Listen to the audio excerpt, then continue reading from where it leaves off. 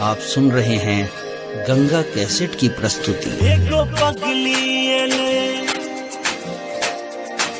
सपना में हमर, एगो पगली एले सपना में हमर, अब हमरा दीवाना बना कर गेले। रूप चन्ना सगोर हिया बस लइयो मोर, रूप चन्ना सगोर हिया बस लइयो मोर, मस्त नैना ससागर पिया को गेले। एगो पगली एले सपना में हमर, अब हमरा दीवाना बना कर गेले।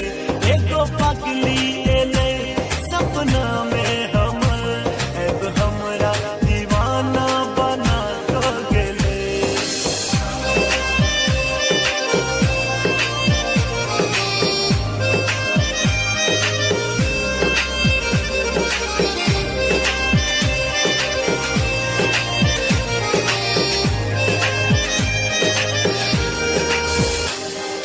चित्रल वो कर लागे कारी घटा, थोर संध्या किरण सन पसार छटा, थोर संध्या किरण सन पसार छटा।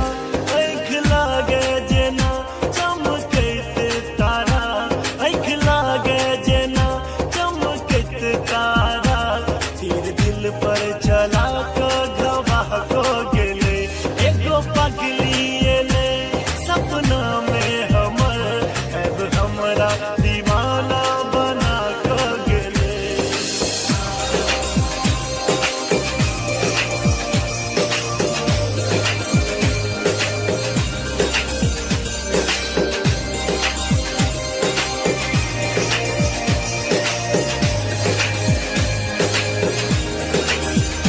राधे तकने फिरे अछि ओकर पता, करू कोन जतन जे भेटत बेवफा, करू कोन जतन जे भेटत बेवफा।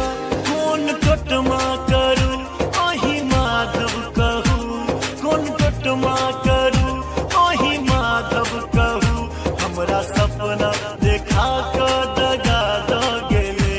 एगो पगली एले सपना में हमर, अब हमरा दीवाना बना कर गेले। एगो पगली एले सपना में हमर, अब हमरा दीवाना बना कर गेले। रूप चन्ना सगोर हिया बस लइयो मोर, रूप चन्ना सगोर हिया बस लइयो मोर, मस्त नैना ससागर पिया को गेले। एगो पगली एले सपना में हमर, अब हमरा दीवाना बना